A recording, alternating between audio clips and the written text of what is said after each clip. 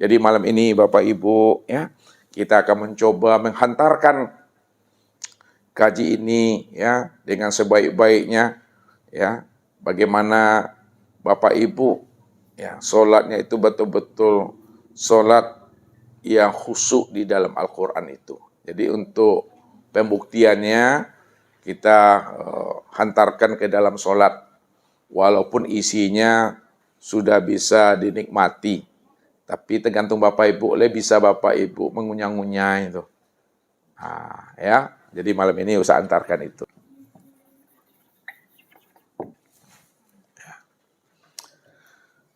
Nah, memahami sholat khusyuk itu Bapak Ibu, ya, ada 4 derajat ilmu untuk menghantarkannya. Ya, nah, kita lihat.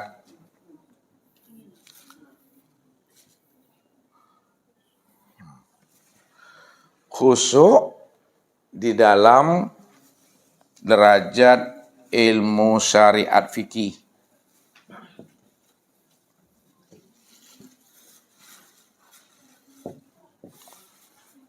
Yang kedua, khusyuk di dalam derajat ilmu thariqat tasawuf. Yang ketiga, khusyuk di dalam derajat ilmu hakikat tauhid.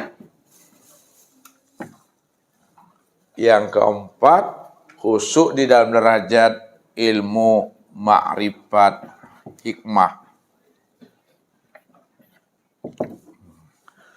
Ustadz berikan Bapak Ibu kias dan perumpamaan dahulu untuk menghantarkan ini supaya Bapak Ibu paham dan mengerti. Kita buat seumpama limau Bapak Ibu. Ya, limau, jeruk, ya. Nah, bagaimana memahaminya? Ya,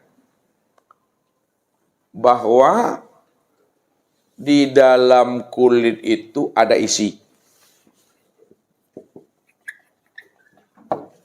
Di dalam kulit itu ada isi.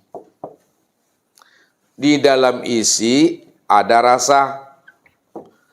Di dalam rasa itu ada nikmat. Maksudnya, untuk mendapatkan nikmat, dapatkan rasa. Untuk mendapatkan rasa, makan isinya. Untuk mendapatkan isinya, buka kulitnya. Lalu mana yang dikatakan kulit, mana yang dikatakan isi, mana yang dikatakan rasa, mana yang dikatakan namanya nikmat.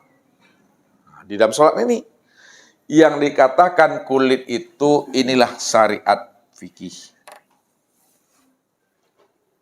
Yang dikatakan isi itu itulah thariqat tasawuf. Yang dikatakan rasa itu itulah hakikat tauhid, dan yang dikatakan ma'rifat, yang dikatakan nikmat itu itulah ma'rifat hikmah itu. Itu maknanya di dalam syariat itu ada thariqat, di dalam thariqat itu ada hakikat, di dalam hakikat itulah ma'rifat. Maknanya syariat ini akan menghantarkan kepada thariqat. Ilmu syariat itu menghantarkan kepada thariqat. Tidak bisa ilmu syariat itu menghantarkan hakikat. Jadi ilmu syariat itu hanya mampu menghantarkan kepada thariqat. Thariqat inilah yang menghantarkan kepada hakikat. Dan hakikat itu yang akan menghantarkan kepada ma'rifat. Ma'rifat itulah yang menghantarkan kepada Allah.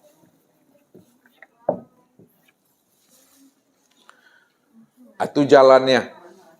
Makanya di dalam sholat, keempat jalan itu kita pakai. Makanya Nabi lah sebagai contoh dan teladan. Nabi sebagai uswahnya bagi umat ini, bagaimana kita betul-betul usul kepada Allah itu. Maka ini yang dijelaskan oleh Allah. Summa ja'alnaka ala syari'ati minal amri fattabi'ha wa la tattabi' ahwa allazina la ya'lamun. Sesungguhnya Nabi dan Rasul itu selalu berjalan di atas syariatnya Allah, aturan-aturan Allah. Minal amri dari segala urusan. Fattabi'ha. Ikuti Nabi itu. Jadikanlah Nabi itu sebagai uswah, sebagai contoh dan teladan bagi umat ini, bagaimana umat ini bisa wusul kepada Allah itu. Rupanya Nabi itulah contoh ma'rifat yang sempurna. Nabi itulah contoh hakikat yang sempurna. Nabi itulah contoh tarikat yang sempurna. Dan Nabi itulah contoh syariat yang sempurna. Jadi Nabi itu prosesnya berbeda dengan diri kita Bapak Ibu. Nabi itu prosesnya dari ma'rifat dahulu, baru turun ke hakikat. Dari hakikat turun kepada tarikat, dari tarikat turun kepada syariat. Jadi Nabi itu prosesnya proses namanya tanazul. Kalau kita sebagai umatnya, proses kita dari syariat menuju tarikat. Tarikat menuju hakikat, hakikat menuju makrifat. Nah, itu proses kita tuh.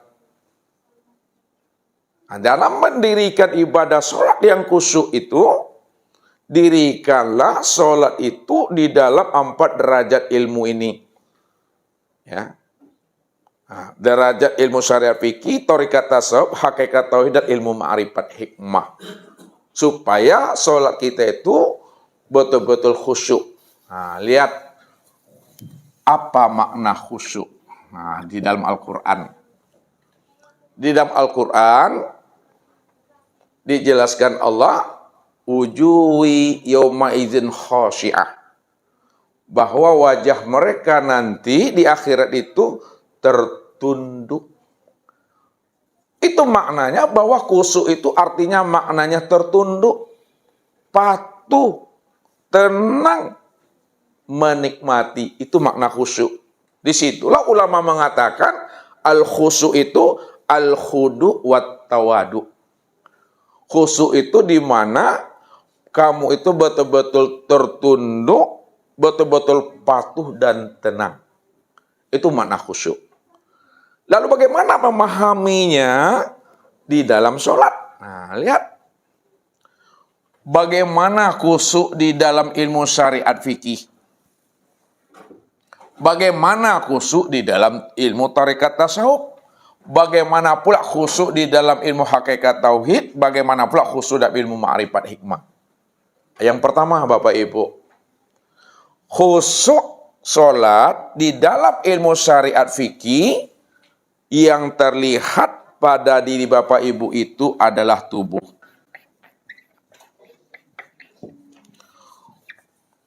Rupanya khusyuk secara ilmu syariat fikih itu betul-betul terlihat pada tubuh. Lalu bagaimana khusyuknya tubuh di dalam ilmu syariat ini? Ketika kita mendirikan ibadah sholat.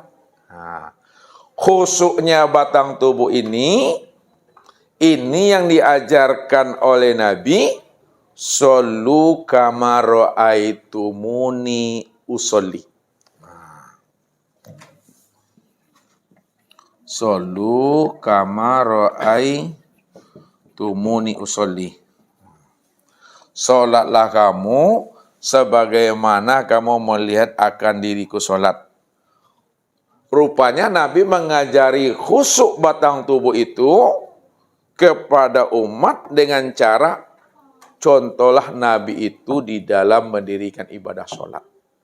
Berarti khusyuknya batang tubuh itu betul-betul tubuh kita itu tenang, tubuh kita itu patuh, tidak banyak geraknya, tidak hiperaktif Bapak Ibu, tidak seperti capuang.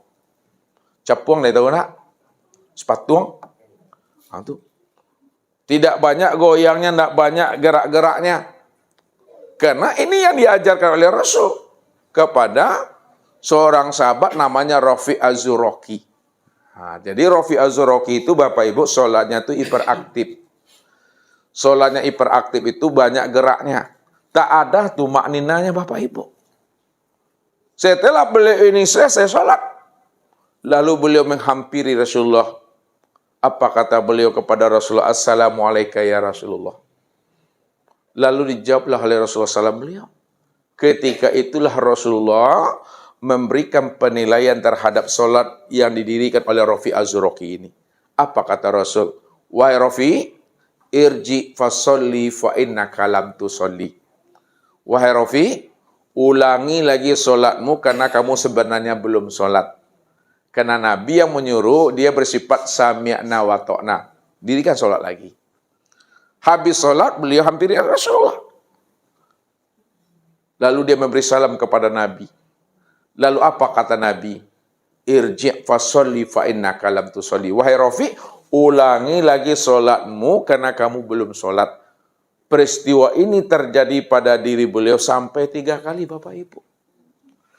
Setelah sampai 3 kali, lalu Nabi juga mengatakan apa? Irji fasolli fa innaka lam tusolli. Wahai Rafi, dirikan lagi solat karena sebenarnya kamu belum solat. Barulah Rafi Az-Zuraki itu memberikan komentar kepada Rasul. Solat yang seperti apa lagi ya Rasul yang mesti aku lakukan? Aku mendirikan solat ya Rasul. Itu karena engkau yang menyuruh aku sampai aku mengulanginya 3 kali ya Rasul. Bahkan inilah solat yang terbaik bagi diriku sepanjang hidupku ya Rasul. Karena engkau yang menyuruh aku solat sampai 3 kali ya Rasul. Tapi kenapa engkau belum juga mengatakan aku bahwa aku ini orang yang belum mendirikan solat? Alimni ya Rasulullah. Tolong tunjuk ajar aku ya Rasul. Solat yang seperti apa yang mesti aku lakukan ya Rasul? Padahal aku mendirikan solat, engkau yang menyuruh mengulang sampai 3 kali ya Rasul. Tapi kenapa engkau juga belum katakan aku ini orang yang belum mendirikan solat? Tolong tunjuk ajar aku ya Rasul. Disinilah Rasul mengajari Rafi Az-Zuraki itu. Wahai Rafi, apabila kamu sudah berdiri tegak betul, maka takbirlah engkau. Ini berdiri namanya Bapak Ibu. Tegak betul itu itikad. Ya, ini hakikat solat itu. Tahu kita siapa yang menyembah, siapa yang disembah. Apa buah persembahan, di mana tegak berdirinya kita menyembah. Itu hakikat solat. Itu yang berdiri tegak betul. Udah berdiri tegak betul kamu Rafi, lalu kamu takbiratul ihram. Kemudian kamu baca iftitah, baca Al-Fatihah. Kemudian iqra'u ma tayassaru minal Qur'an. Baca olehmu ayat Al-Quran yang mudah kamu untuk menghafalnya. Lalu kamu ruku wahai Rafi. Di dalam ruku itu ada tumakninahnya. Lalu kamu itidal wahai Rafi. Dalam itidal juga ada tumakninahnya. Lalu kamu sujud, dalam sujud ada tumakninahnya. Lalu kamu duduk, dalam duduk ada tumakninahnya wahai Rafi. Lakukanlah rakaat yang kedua seperti kamu melakukan rakaat yang pertama. Disitulah Nabi mengajari Rafi Az-Zuraki ini untuk belajar khusyuk pada batang tubuhnya. Kenapa? Karena Rafi ini di dalam sholat batang tubuhnya tidak sesuai dengan tuntunan yang diajarkan oleh Rasul. Banyak goyangnya, tidak tenang dia. Tidak sempurna rukun 13 yang dia dirikan itu secara ilmu syariat itu. Makanya Bapak Ibu wajib kita memahami rukun 13 itu di dalam sholat supaya sempurna khusyuk batang tubuh kita ini Bapak Ibu. Ini yang rukun 13, masih ingat enggak Bapak Ibu? Kaji fikih ini. Rukun 13. Rukun 13 itu dibagi 3. Yang pertama namanya rukun kolbi. Yang kedua rukun kauli. Yang ketiga namanya rukun fi'li. Kolbi, kauli, dan fi'li. Kita buat contohnya lagi. Biar mudah Bapak Ibu memahaminya. Rukun kauli itu ibarat gelas Bapak Ibu. Ibarat gelas. Kauli. Kauli itu ibarat gelas. Sedangkan kolbi itu ibarat air yang ada di dalam gelas. Ya, jadi air itu yang di dalam gelas itu ibarat kolbi itu. Sedangkan fi'li orang yang memegang gelas, diri yang memegang gelas niha. Maksudnya ketika Bapak Ibu memegang gelas yang berisi air, lalu Bapak Ibu menghantarkannya ya kepada ustadz. Bagaimana air yang Bapak Ibu hantarkan kepada ustadz tidak tumpah dan tidak terbayak tuh Bapak Ibu? Baca caranya tuh. Hah? Oh ya, batanang nama batanang. Hati-hati konsentrasi antara hati, akal fikir dan rasa itu. Biar air ini tidak tumpah, biar air itu tak berserakan. Ya. Itu mesti hati-hati kita itu, konsentrasi dengan rasa membawanya. Begitulah sebenarnya di dalam mendirikan ibadah sholat khusyuk secara syariat fikih itu. Kita mesti pahami rukun kolbi, kauli, dan fi'li. Karena ini adalah satu kesatuan yang utuh dan sempurna. Mesti ada di dalam sholat itu. Rukun kolbi. Ada berapa kelipah? Rukun kolbi. Ada dua dan yang berbeda pendapat ulama nih. Ibu-ibu berapa? 4. 2 sudah, 3 udah, 4 lagi. Rukun kolbi itu 2. Rukun kauli kurang selalu itu 3 boleh lah, kurang 2 lah. Dibagi 2 lah. Rukun kauli 5. Kurang lah itu supaya 3 bolehnya. Fi'li fi'li 6. Kalaulah memang rukun kolbi itu 2, yang mana yang 2 itu Bapak Ibu? Rukun kolbi itu yang mana? Satunya yang mana? Niat. 2? Tertib. Pertama adalah niat, yang kedua adalah tertib. Itu rukun kolbi namanya. Yang niat itu yang mana yang dikatakan niat? Yang sebut niat apa, Bu? Yang katakan niat tahu? Tadi Bapak Ibu ke majelis ini ada niat tak ya? Jadi yang dikatakan niat itu apa, Pak? Detakkan hati. Kalau nak berdetak hatinya? Ya itu dia tuh, Pak. Ya itu dia tuh. Yang mana Pak ulang lagi? Yang menyebutnya nggak payah tuh Pak. Yang dikatakan niat itu makhotaro bibalika.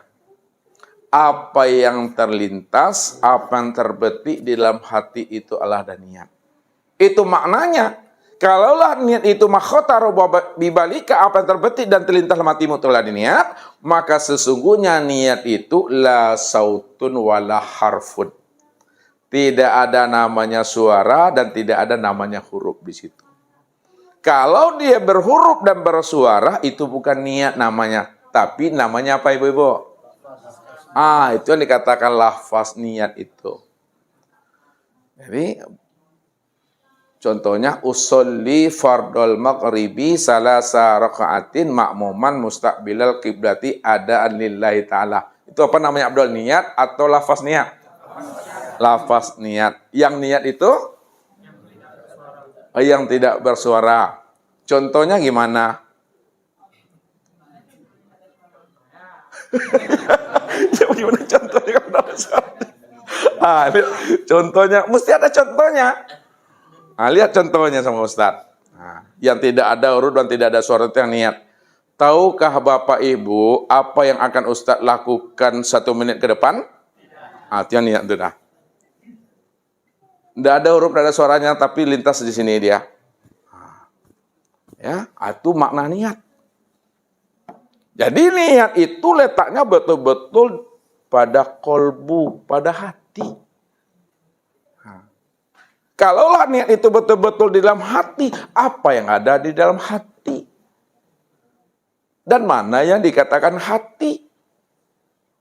Sehingga niat kita itu betul-betul disebut namanya niat kamaliyah. Ya. Hati Bapak Ibu itu isinya kosong.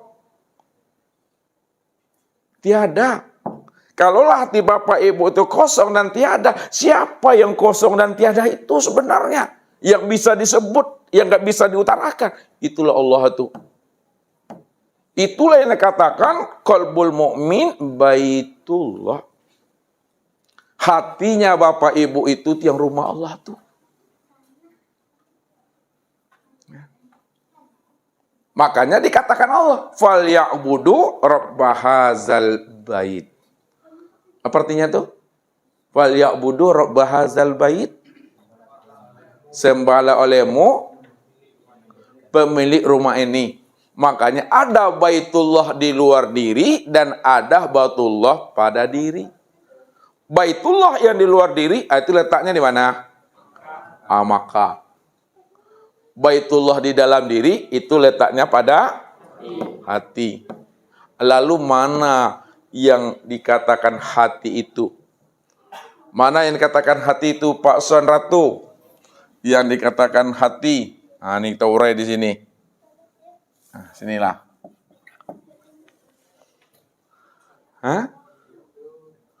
Hati itu apa bedanya hati dengan hati-hati?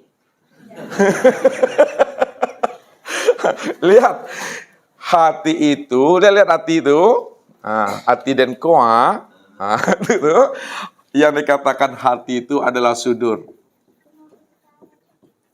Hati itu di dalam sudur. Lihat, sudur itu letaknya di dalam fuad. Di fuad. Nah, fuad itu letaknya di dalam kulub, atau sebutnya hati kulub. Kulub itu letaknya di mana? Sagofa. Atau bahasa lainnya apa? Bahjatul kulub. Sagofa atau bahjatul kulub itu letaknya di mana?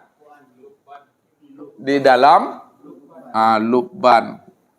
Lubban itu letaknya di mana? Udah buat di sini ya. Di dalam sir. Asir itu letaknya di mana? Nur. Sir itu di dalam nur.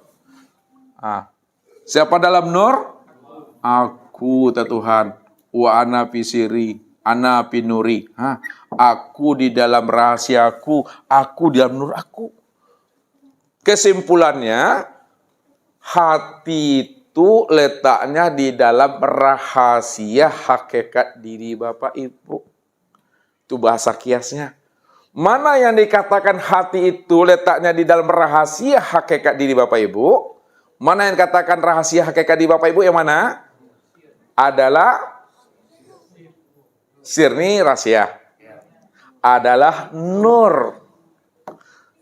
Jadi hatinya Bapak Ibu letaknya di dalam rahasia hakikat diri Bapak Ibu. Hakikat diri Bapak Ibu itu adalah nur. Hakikat nur itu siapa? Allah Tuhan. Makanya dikatakan qalbul mukmin baitullah. Siapa yang ada di dalam hati Bapak Ibu? Adalah Allah. Kalau Allah yang ada di situ, maka Allah itu la sautun wala harpun bil haqqi ilallah. Tidak bisa lagi disebut karena dia tidak bersuara dan tidak berhuruf, hanya Allah semata-mata. Karena Allah cuma yang wujud, Allah cuma yang ada. Wa fi anfusikum afala tubsirun. Aku yang wujud semata-mata pada dirimu. Kenapa tidak kamu pikirkan, kata Allah? Ketika Bapak Ibu memahami dan menyadari bahwa Allah itu yang wujud dan nyata pada diri Bapak Ibu, maka disitulah dikatakan niatnya Bapak Ibu itu, kalau dizahirkan, namanya niat kamaliyah. Niat kamaliyah. Kamal apa artinya tuh? Hati kamal apa artinya? Sempurna. Siapa yang bersifat sempurna tuh? Allah. Tuh dia tuh. Siapa yang berniat tuh? Tuh dia. Karena dia yang cuma yang ada tuh. Makanya di dalam niat tadi ada namanya qasad, ada namanya ta'yin, ada namanya ta'arud. Nah, di dalam niat itu ada 3 tuh. Nah, kita bahas ini satu dulu. Ada namanya qasad. Ada namanya ta'yin. Ada namanya ta'arud. Nah, qasad. Nah, Mana yang dikatakan qasad? Qasad itu adalah menyatakan niat. Nah, itu qasad namanya. Contohnya usolli. Nah, ini usolli. Nah, ini namanya qasad namanya. Menyatakan niat, sengaja aku sholat. Mana yang dikatakan ta'yin? Ta'yin itu menyatakan sholat atau menjalankan sholat apa yang kita lakukan. Usolli fardol maghribi, contoh. Fardol maghribi itu namanya ta'yin namanya. Lalu mana yang dikatakan ta'arud? Ta'arud itu menjelaskan berapa rakaat sholat maghrib itu dikerjakan. Salasa rakaatin. Lillahi ta'ala. Ini namanya qasad, ini namanya ta'yin, ini namanya ta'arud. Nah, itu yang dikatakan namanya rukun qalbi itu. Niat di situ. Ya. Itu yang pertama. Yang kedua, rukun qauli. Nah, ada 5. Yang mana itu yang pertama rukun qauli itu, Daniel, ingat Daniel? Takbir apa namanya? Takbir intikul, takbir ratul ikhram. Takbiratul ikhram. Tuh, apa lagi? Al-Fatihah. Apa lagi? Syahadat. Ya, syahadat. Salawat. Terakhir apa? Salam. Takbiratul ikhram, Al-Fatihah, syahadat, salawat, salam. Itu 5 tuh. Kau fi'li lagi. Ibu-ibu lagi fi'li. Fi'li itu perbuatan. Ada 6 tadi itu. Yang mana, Bu? Yang pertama? Melelangkan tuh. Apa yang pertama? Ruku. Langsung tuh. Apa dulu? Berdiri. Habis berdiri apa lagi? Ruku. Habis ruku? Tidal. Habis tidal? Sujud. Habis sujud? Duduk antara? Kemudian terakhir? Duduk tahiyat. Itulah. Itu fi'li namanya. Jadi kesempurnaannya itu, kusuknya itu di dalam rukun 13 ini sempurna dia nih. Tuh, Bu. Itu yang pertama Pak Ibu. Yang kedua, bagaimana pula kusuknya di dalam tarekat tasawuf? Kusuk dalam tarekat tasawuf itu nyata terlihat pada hati. Kalaulah kusuk di dalam ilmu tarekat tasawuf itu nyata pada hati, mana yang dikatakan kusuk hati itu? Yang dikatakan kusuk hati dalam sholat adalah hudurul qalbi ma'allah itu. Hadirnya hati bersama Allah. Makanya Nabi katakan, la sholata illa bi hudurul qalbi. Nah, itu kata Nabi itu. La sholata illa bihudurul qalbi. Tidak sah sholat kecuali hadirnya hati. Itu maknanya sholat yang kita dirikan ya baru dikatakan sah apabila hadirnya hati kepada Allah itu. Jadi kalau tidak hadir hati kepada Allah, tidak dikatakan sholat dia. Ya, belum disebut khusyuk. Itu namanya sholat yang pai malala namanya. Pai raun namanya itu mah, belusukkan. Batang tubuhnya aja yang berdiri, ruku, itidal, sujud dan duduk, tapi hatinya ini pergi raun. Ini yang dikatakan oleh Allah itu pawailul lil musallin. Neraka wil bagi orang yang sholat yang mana hatinya itu lalai, belusukkan, berjalan-jalan dia. Ini bahasa syariatnya. Lalu bagaimana cara memahami hadirnya hati kepada Allah? Ini yang kita mesti paham. Ini pada maqam namanya maqam muraqabah namanya Bapak Ibu. Ini yang diajarkan Nabi. Fa in lam takun tarahu fa innahu yaraka. Maka jikalaulah kamu belum mampu memandang dan menyaksikan Allah, rasakan dalam hatimu Hadirkan di dalam perasaanmu bahwa Allah sedang melihat dan menyaksikan akan dirimu. Allazi yaraka hina taqumu wa taqallubaka fi sajidin. Allah senantiasa hadir melihat dan menyaksikan dirimu pada saat kamu berdiri di waktu sholat. Pada saat kita ruku, pada saat kita sujud, pada saat kita duduk, Allah selalu hadir memperhatikan akan hati kita. Apakah hati kita hadir kepada Allah atau hati kita ini hadir kepada dunia, nafsu dan akal pikir kita? Lalu bagaimana cara mengambil pahamnya? Bagaimana cara menghadirkan hati bersama Allah?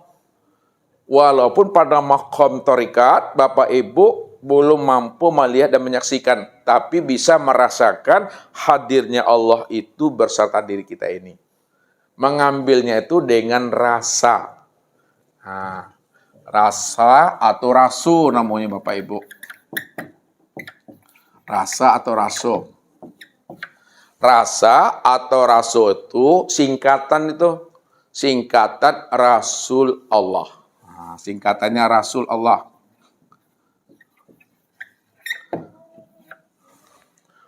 Bagaimana kita mengambil rasa di dalam diri untuk merasakan akan kehadiran Allah itu pada diri. Padahal kita belum melihatnya. Nah, untuk merasakan kehadiran Allah pada diri kita itu, kata Ustadz, itu adalah dengan rasa. Rasa itu adalah Rasul Allah. Sekarang, kalaulah rasa itu artinya Rasul Allah, mana yang dikatakan Rasul Allah pada diri Bapak Ibu? Yang dikatakan Rasul Allah pada diri Bapak Ibu itu, itulah yang dikatakan namanya dengan ruh tuh. Yang ruh itu. Siapa ruh itu? Ruh itu artinya rahasia wujudhu. Rahasia aku, kata Allah. Rahasia Allah. Kalaulah Rasul Allah itu dikatakan ruh, mana yang ruh itu pada diri Bapak Ibu? Nah, yang dikatakan ruh itu pada diri Bapak Ibu itu yang disebut namanya dengan nyawa. Hah? Nyawa itu nyatanya wujud Allah. Mana yang nyawa pada diri Bapak Ibu tuh? Itulah yang disebut namanya dengan napas. Napas yang turun naik, yang keluar masuk tuh. Mana yang dikatakan napas? Napas itulah yang dikatakan namanya hayat. Bapak Ibu payah mencari yang hidup di dalam diri. Padahal setiap detik kita bernapasnya. Ya, ini hayat. Siapa si hayat itu? Si hayat itu adalah Allah tuh. Makanya Allah katakan, wa'lamu anna fikum Rasulullah. Wa'lamu anna fikum Rasulullah. Ketahuilah olehmu bahwa di dalam diri kamu itu ada Rasul Allah. Mana yang katakan Rasul Allah tadi, ibu-ibu? Ruh. Mana yang ruh itu pada diri Bapak Ibu? Mana yang nyawa itu pada diri Bapak Ibu? Nafas. Mana yang nafas itu pada diri Bapak Ibu? Mana yang hayat itu pada diri Bapak Ibu? Dia Allah. Makanya dikatakan Rasul itu adalah Allah. Wa'lamu anna fikum Rasulullah itu. Ketahuilah bahwa di dalam dirimu itu ada Rasul Allah. Ada aku itu. Wa fi anfusikum afala tubsirun. Balil insanu ala nafsi basira. Aku yang wujud. Aku yang hayat. Aku yang sama basar kalam ilmu koda irodat. Yang wujud dan nyata pada dirimu. Kenapa tidak kamu pikirkan, kata Allah. Rupanya yang dikatakan rahasia Allah. Hadirnya Allah pada diri. Itu yang hayat itu. Kalau tidak ada hayat bisa bergerak badan ini Bapak Ibu. Bisa kita melihat. Mendengar berkata. Tidak bisa. Hati merasakan itu. Ya. Itu maknanya. Sama dengan AC ini. Walaupun kita tidak bisa melihat udaranya. Tapi bisakah Bapak Ibu merasakan AC itu pada diri ini? Bagaimana merasakannya? Sejuk dan dingin. Ketika diri ini merasakan sejuk dan dingin, disitulah kita merasakan hadirnya udara AC itu pada diri itu. Walaupun kita tak mampu memandang dan menyaksikan Allah, tapi kita wajib merasakan hadirnya Allah pada diri. Hadirnya Allah pada diri itu yang si hayat itu, yang hidup tuh.